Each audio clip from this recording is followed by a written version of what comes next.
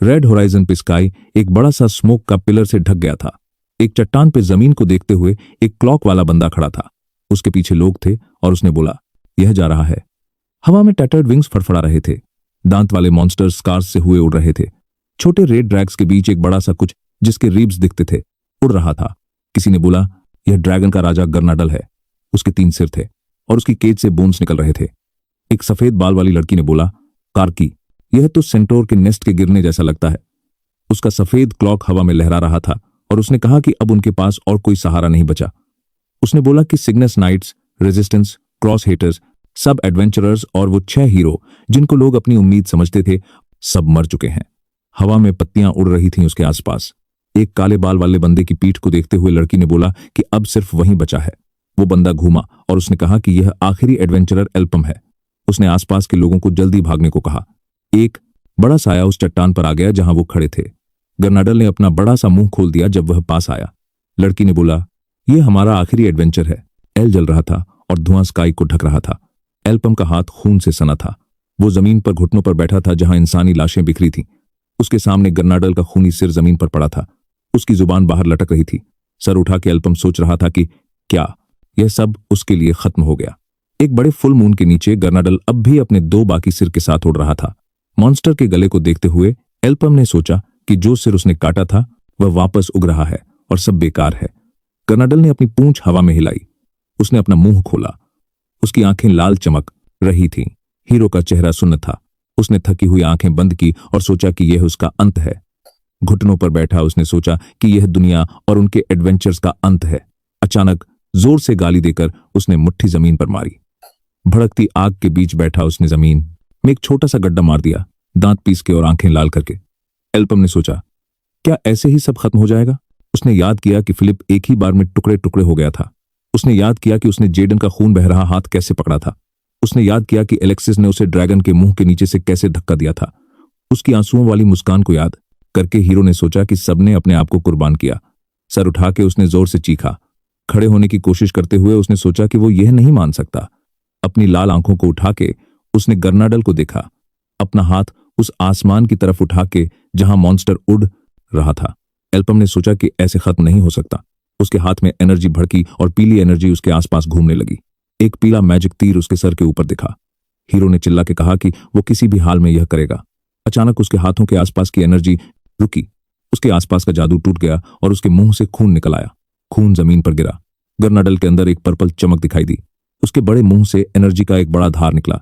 एक विनाशक एनर्जी का धार हीरो के पास आ रहा था। उसने सोचा कि ऐसा क्यों खत्म होना पड़ा। उसने सोचा काश वो और ताकतवर होता। उसने सोचा कि क्या उसे एक और मौका मिल सकता। किसी ने उसे बदतमीजी से चिल्ला के कहा कि उठ जा। एल्पम ने अपनी आंखें बड़ी खोल दी। उसके चेहरे पर पानी डाला गया। वो हैरानी से स्पेस में घूर रहा था, हाथों में जंजीर पहने। एक बंदा उस पर चिल्ला रहा था कि बीमार होने का नाट काम नहीं करेगा, बाहें बांधे। उसने गुस्से से कहा कि उसे अपनी औकात पता होनी चाहिए, एक गुलाम की तरह। हीरो ने सोचा, गर्नाडल का क्या हुआ? उसकी आंखें हैरानी से बड़ी हो गईं। उसने सोचा कि वो जिंदा है। किसी ने कहा कि यह नए लाए गए बंदे लंबी दूरी के इंजन्स के लिए अच्छे हैं। अपने जंजीर वाले हाथों को हिला के उसने इस जगह के बारे में सोचा। बहुत सारे लोग पिंजरों के आसपास घूम रहे थे। कुछ उनमें बंद लोगों के बारे में सवाल कर रहे थे और कुछ उन्हें बेचने में लगे थे। हीरो ने सोचा कि यह एक गुलाम बाजार है। उसने मुंह खोला, सांस तेजी से लेते हुए, और विश्वास नहीं कर पा रहा था। इधर उधर देखते हुए एल्पम ने सोचा कि गुलाम बाजार तो कब का बंद हो चुका था। एक बंदा दांत पीस के बोला कि एक गुलाम के लिए उसकी जीने की इच्छा काफी अच्छी है। एल्पम ने इस सौदागर के बारे में सोचा। उसको देखते हुए उसने सोचा कि यह वही सौदागर है जो 6 साल पहले उसका मालिक था जब वह गुलाम था, और यह पक्का वही बंदा है। सौदागर ने अपनी भौहें चढ़ा दी। हीरो ने सोचा कि वो सच में पास्ट में वापस आ गया है। सौदागर ने मुट्ठी उठा के पूछा, क्या देख रहा है? उसकी मुट्ठी तेजी से हीरो के चेहरे की तरफ बढ़ी। उस दिन वो सब कहानियों की शुरुआत में वापस आ गया। एल्पम के नाक के नीचे सूखा खून था। उसने सोचा कि क्या यह सपना है? उसने सोचा नहीं, क्योंकि यह बहुत रियलिस्टिक था। सौदागर ने एक सफेद बाल वाले बंदे को बोला कि यहाँ के सब बंदे गुलाम हैं जो चाहे उठा ले। हीरो ने सोचा कि यह विश्वास नहीं होता, पर कोई और एक्सप्लेनेशन भी नहीं थी।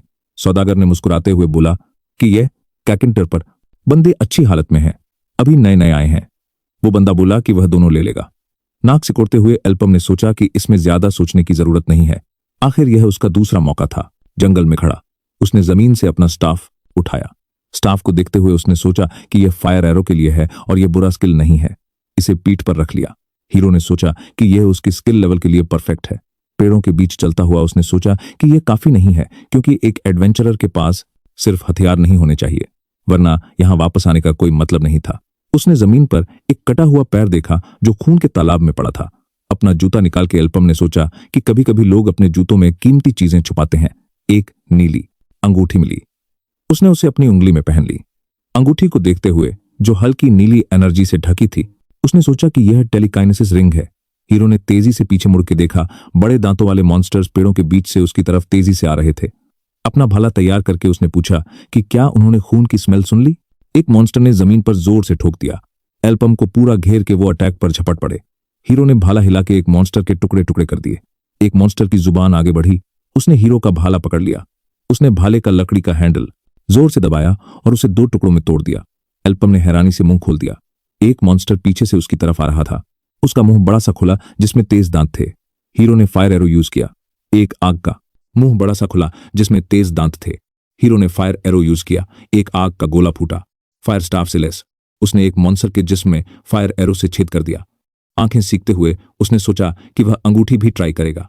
एक फायरी एरो ने हवा काटने दी। एल्पोम ने अपना हाथ हिला दिया जो नीली चमक से ढका था।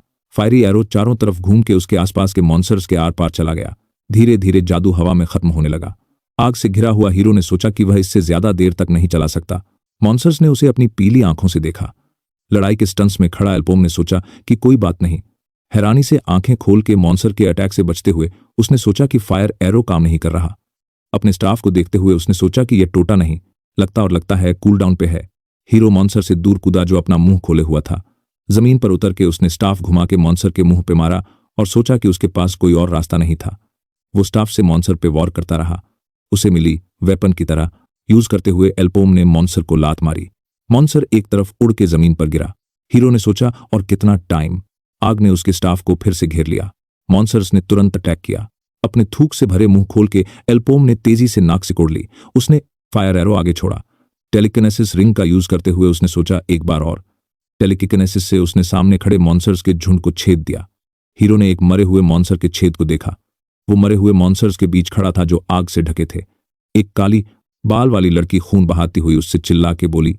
उसने कहा कि वो कोई आम गुलाम नहीं है। हीरो ने पीछे मुड़ के देखा। उसको देखते हुए वो हैरानी से समझ गया कि वो जिंदा है। लड़की ने दांत पीस के पूछा कि वो कौन है, क्योंकि उसके पास भाला और मैजिक दोनों है। एल्पोम ने सोचा कि यह लड़की या तो लकी है या फिर बदकिस्मत। लड़की ने पूछा कि उसके पास यह स्टाफ क्यों है। उसने पूछा कि उसके रिस्ट पे यह चीज क्या है। भौहें सिकोड़ते हुए उसने पूछा कि एक सिंपल गुलाम होकर उसने यह सब कैसे अवेकन किया। चारों तरफ लोगों की खूनी लाशें थीं। लड़की ने पूछा कि क्या यह उसका प्लान था। हीरो ने उसे ठंडी नजर से देखा। हवा ने उसके काले बाल उड़ाए। पेड़ों के पत्ते हवा ने सरफराने लगे। उसने पूछा कि क्या उसकी बातें खत्म हुई। उसने माफी मांगते हुए कहा कि उसने गलती कर दी। उसने बोला कि अगर यह उसका प्लान होता तब भी कुछ नहीं बदलल और वो सबको मार ही देता। लड़की ने पूछा कि यह कैसा बकवास है। उसका चेहरा एक साय से ढक गया और उसने दांत भी लिए। आग से घिरा अल्पोम ने बोला कि वो उन लोगों से तंग आ चुका है जो गुलामों को बेड के लिए यूज करते हैं। शहर के ऊपर सूरज चमक रहा था। एक बंदा हैरानी से बोला कि उधर देखो, घिसे हुए जूतों से पत्थरी टाइल्स पे चलते हुए हीरो शहर की सड़क पर चल रहा था और लोग चिल्ला रहे थे कि बैट गुलाम अपने उल्लू पे वापस आ गया। एल्पोम ने सोचा कि डाइस तो पहले ही रोल हो चुके हैं और उसे जल्दी करनी है ताकि वही फेट ना हो। वो एक बड़े बिल्डिंग के सामने खड़ा था जिसमें झंडे लगे थे। नाक सिकोड़ते हुए उसने सोचा कि पहले उसे अपने आप को आजाद करना है। बिल्डिंग के ऊपर आसमान में बादल तैर रहे थे। एक बंदा बोला कि गुलाम जिंदा वापस आ गया। उसके सामने खड़ा बंदा बोला कि सब ठीक है। उसने कहा कि उसे रिपोर्ट मिली कि यह बिना चोट के वापस आया। एक बॉस ने पूछा कि इसमें क्या गलत है। क्या बेट गुलाम का बिना चोट के वापस आना कोई अनयूजुअल बात है। उसने अपने सिगार की राख झाड़ दी और बंदा बोला कि जिस टीम के साथ यह गेट में गया था उसके सारे एडवेंचर्स मर गए। बॉस ने पूछा कि क्या वो बोलना चाहता है कि यह अकेला बच गया। तंबाकू का धुआं छोड़ते हुए उसने कहा कि यह सच में अजीब है। उसने बोला कि इसने भागने की कोशिश नहीं की बल्कि रिपोर्ट फाइल करने का फैसला किया। उसने कहा कि जो लोग बड़े कर्ज की वजह से गुलाम बने वो बेट के फैंट से नहीं भाग सकते। बॉस ने कहा कि जब इसने भागने की कोशिश नहीं की तो इसका मतलब है कि इसे पता है उनके हाथों से छुपना कितना मुश्किल है। उसने कहा कि आखिर में उनके लिए मौत ही एकमात्र आजादी है। उसने अपने हाथ अपने चेहरे के सामने जोड़ लिए। पीछे खिड़कियों से रोशनी आ रही थी और उसने कहा कि यह है उनके ट्रेड गिल्ड गैफर का बिजनेस का तरीका। उसने पूछा कि क्या सच में ऐसी छोटी बातों को उसे रिपोर्ट करना जरूरी है। बंदा आंखें बंद करके बोला कि और भी कुछ है जो उसे जानना चाहिए।